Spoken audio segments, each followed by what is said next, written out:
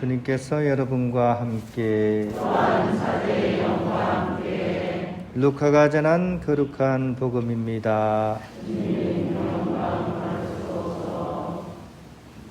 그때 목자들이 베들레헴으로 서둘러 가서 마리아와 요셉과 구유에 누운 아기를 찾아냈다. 목자들은 아기를 보고 나서 그 아기에 관하여 들은 말을 알려주었다. 그것을 들은 이들은 모두 목자들이 자기들에게 전한 말에 놀라고 하였다. 그러나 마리아는 이 모든 일을 마음속에 간직하고 곰곰이 되새겼다. 목자들은 천사가 자기들에게 말한 대로 듣고 본 모든 것에 대하여 하느님을 찬양하고 찬미하며 돌아갔다. 여드레 갇혀서 아기에게 할례를 베풀게 되자 그 이름을 예수라고 하였다. 그것은 아기가 잉태되기 전에 천사가 일러준 이름이었다. 주님의 말씀입니다. 그리스도님 찬미합니다. 평안을 빕니다. 혹시 잘 들리세요? 네. 제가 이렇게 미사 시작하면서 이렇게 나름대로의 그런 행복론에 대해서 짧게 이렇게 말씀을 드렸는데 다 수긍하시는데 한 가지 부분에서 약간 이렇게 여러분들 얼굴색이 싹 변하는 걸 봤어요. 뭐냐면 올해 이렇게 우리가 바라는 행복 중에 돈을 많이 버는 것, 이거 사소한 거라고 얘기하니까 얼굴이 싹 바뀌시는 것 같아요. 돈 버는 게 어떻게 보면 내가 제일 원하는 걸 수도 있는데 왜 그거를 저는 사소한 것이라고 했는지, 그래서 이제 납득을 안 하시는 듯한 그런 느낌을 받았어요. 어떻습니까? 그런 것 같습니까? 안 그런 것 같습니까? 내가 제일 바라는 게 돈 많이 버는 건데, 그죠? 왜 그거를 뭐 사소한 거라고 얘기할까? 제가 뭐 이거를 돈 버는 것이 안 좋다는 게 아니에요. 뭐 돈을 이렇게 탁 벌어가지고 좀 넉넉하면 차도 바꾸고, 그죠? 또 그 다음에 또 맛있는 것도 사 먹고 또 가족들이랑 여행도 가고, 그죠? 많이 버는 게 나쁜 건 아니잖아요.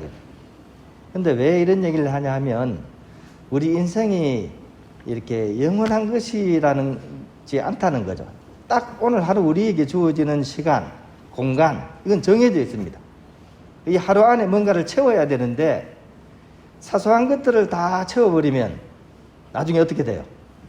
진짜 중요한 게 들어갈 수가 없는 거죠. 이 상자가 하나 있는데 상자 안에다가 우리의 행복을 채워야 되는데 여기에 사소한 행복을 다 채워버리면 어떻습니까? 진짜 중요한 행복이 들어갈 자리가 없는 거예요. 반대로 큰 행복을 먼저 집어넣고 그 다음에 자잘한 행복을 지어넣고 그 다음에 또 자잘한 행복을 집어넣는, 이거는 괜찮습니다. 근데 반대가 되면 어떻게? 나중에 후회한다는 거죠. 돈 번다고 열심히 일하다가 건강을 잃어버리면 어떻습니까? 아무 소용이 없습니다. 내가 출세하기 위해서, 직장에 충성하기 위해서 가족들을 도외시 했다. 그러다가 가족들이 지금 사회가 이렇게 벌어질 대로 벌어져서 봉합을 할 수가 없다. 어떻습니까? 이거는 불행한 거잖아요. 그래서 먼저 채워야 될 거를 먼저 채우는 것이 행복론에 있어서는 굉장히 중요한 부분입니다. 그래서 올 한 해 여러분들이 그 행복을 채우실 때 가장 중요한 건, 나에게 있어서 무엇이 중요한지를 오늘 한번 잘 생각해 보시고 그거를 먼저 채우려고 노력을 하시고 그 안에 이제 소소한 행복들 좋습니다. 그죠? 내가 하고 싶은 거 하고 또 이렇게 즐기고 싶은 거 즐기고 좋습니다. 근데 그거는 사소한 거라는 거죠. 그래서 더 중요한 것을 먼저 이렇게 중심에 놓고 살아가는 그런 여러분들이 되셨으면 좋겠고, 특히 우리 신앙인에게 있어서는 가장 중요한 것은 어떤 내 한 몸과 연관된 어떤 그런 것이 아니라, 그것도 몸이 아니라 우리의 온 전체입니다. 몸과 영혼 전체입니다. 이거를 바라보면서 이 나의 가장 중요한 것이 뭔지를 생각해 보는 것, 이것이 신앙인들에게 있어서 일일날 해야 될 그런 작업이라는 생각이 듭니다. 오늘 그런 점이 있어서 우리 성모님이야말로 우리가 원래 받아야 될 복 중에서 무엇이 가장 중요한지를 우리에게 알려주는 그런 축일이라고 하겠습니다. 왜냐하면 성모님이야말로 사람들 중에서 가장 많은 복을 받으신 분이기 때문입니다. 애게 무슨 소리 이럴 수 있어요. 성모님은 한평생 고생하셨는데 무슨 복이 있다고, 지지리 복도가 어떻게 보면 성모님에 대한 표현일 텐데 이럴 수도 있습니다. 근데 그렇지가 않습니다. 성모송을 한번 떠올려 보세요. 성모송. 일단 성모님은 은총이 가득하신 마리아에 이렇게 시작되죠. 은총을 그냥 받은 게 아니라 가득 받으신 것. 그 다음에 여인 중에 가장 복되시며, 이 세상의 인구의 절반은 여자잖아요. 근데 그 많은 사람 중에서 가장 복되시다고 하니까요. 그리고 태중의 아들 예수님 또한 복되시도다.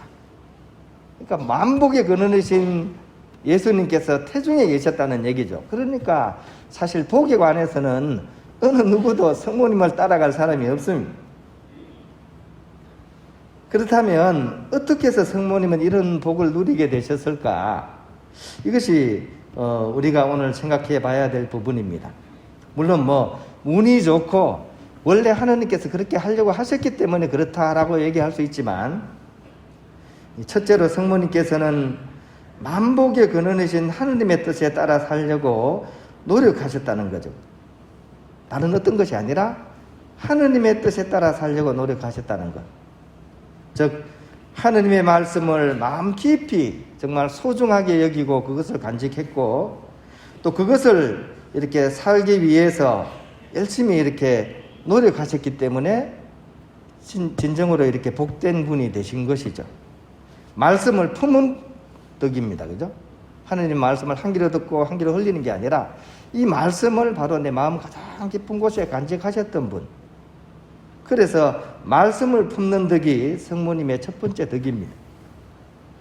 두 번째는 품은 이 덕을 당신 안에만 간직하지 않고 이것을 나누셨습니다. 즉 나누어야지 비로소 더욱 맑아지고 풍성해지는 그 복의 원리에 따라 이 당신이 품으신 이 하느님 말씀의 복을 다른 이들에게 나누기 위해서 최선을 다하셨습니다. 한 생을 주님 위에 바치신 어머니, 이런 노래도 있죠, 그죠? 만복의 근원이신 그 주님을 위해서 바치셨다. 그러니까 그 복을 나누셨다, 이런 얘기잖아요. 이런 성모 어머니의 삶은 갈릴레아 호수의 삶과 이렇게 비슷한 것 같습니다. 이스라엘에 가보면 이 큰 호수가 두 개가 있습니다. 하나는 북쪽에 있는 갈릴레아 호수고, 또 하나는 남쪽에 있는 사해입니다. 두 가지 다 같은 호수인데 차이가 있습니다. 갈릴레아 호수는 상류에서 흘러온 물을 다시 요르단강을 통해서 내보내고 또 내보내면서 항상 물이 새롭고 깨끗해서 고기도 많고 강가에는 나무도 자라고 말 그대로 풍요로운 생명이 넘실넘실대는 곳, 이것이 바로 갈릴레아 호수입니다. 반대로 사해가 있습니다. 사해는 남쪽에 이렇게 물이 다 흘러가서 마지막에 고이는 곳이거든요. 그것도 해발 고도가 낮아가지고 오로지 물을 받아들이기만 할 뿐 내보내지 않는 곳입니다. 그러니까 물이 이제 어떻습니까? 쫄고 쪼는 거죠, 그죠? 우리 흙이나 돌 가운데는 다 이게 또 소금기가 다 있습니다. 이것들이 막 밑으로 내려와서 어디 가지도 못하고 쫄고 쪼니까 결국 물이 어떻습니까?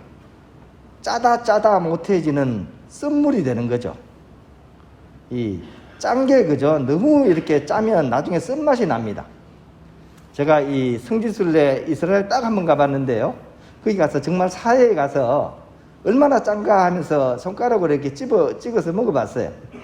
짠맛이 아니고 거의 쓴맛이 너무 짜면 이제 써지게 됩니다. 근데 이렇게 된 물에서는 그 어떤 생명도 살지 못한다는 거죠. 여기서는 어떤 생명도 살 수가 없습니다. 그래서 사자가 죽을 사자입니다. 그래서 사해, 죽은 바다, 이런 뜻입니다. 한 해를 보내고 새해를 시작하는 오늘, 우리는 모든 복된 이들의 표상이신 성모님의 덕을 닮아서 그 어느 때보다도 복된 2023년을 만들어갈 수 있어야 하겠습니다. 그러기 위해서 성모님의 그런 품는 덕과 나누는 덕을 잘 성찰해 볼 수 있었으면 좋겠습니다. 그리고 사실 그것은 우리 모두가 어린 시절부터 익히 보아온, 그래서 마음 가장 깊은 곳에 감동으로 남아있는 어머니의 성품이 바로 그것이라고 할 것입니다.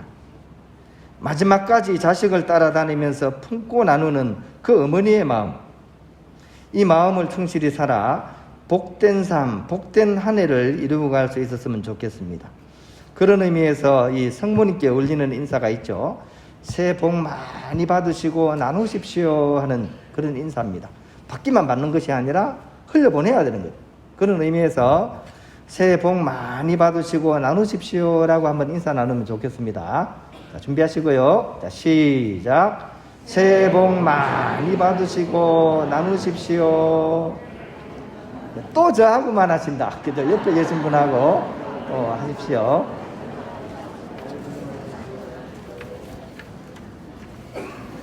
예, 그런 이제 저희들끼리는 인사 나눴고 성모님께 또 우리가 마음을 모아서 또한 성모님을 위한 시를 하나 읽어드리면 좋겠습니다. 이 시 안에 우리의 마음을 담아서 성모님을 닮아가자는 그런 의미를 되새겼으면 좋겠습니다. 성모님께 드리는 시입니다. 이혜인 수녀님이 지으셨는데 제가 계절에 맞게 조금 고쳤습니다.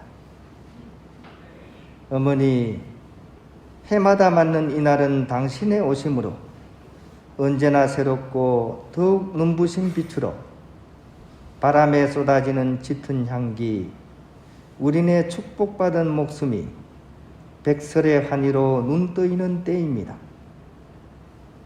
사랑한다 하면서도 아직 나는 사랑하지 못한 마음, 바친다고 하면서도 아직 바치지 못한 우리의 마음들을 드리고자 합니다. 시끄럽고 복잡한 시장터 같은 일상사에 잃었던 자신들을 찾기 위하여 조용히 사무치는 말씀의 목소리를 듣기 위하여 우리가 좀 더 고독할 줄 알게 해 주십시오. 이 세상 누구도 고칠 수 없는 영혼의 몸살을 앓고 있는 우리들, 슬픔을 이겨낸 뒤 더욱 아름답고 지고하던 당신의 그 모습을 기리고자 합니다. 바람에 서거기는 작은 풀잎들처럼 정답게 모여와 당신을 부릅니다. 오늘 이 펄럭이는 주홍의 촛불처럼 우리가 사랑 속에 흔들리고 있습니다. 당신의 상처로 나음을 받은 우리가 당신께 드릴 말씀은 사랑한다는 것. 우리는 오늘 하루 모든 죄를 씻고 실컷 울어도 좋은 어머니의 분신들, 새로이 태어난 별들이고 싶습니다. 영광의 성부와 성자와 성령께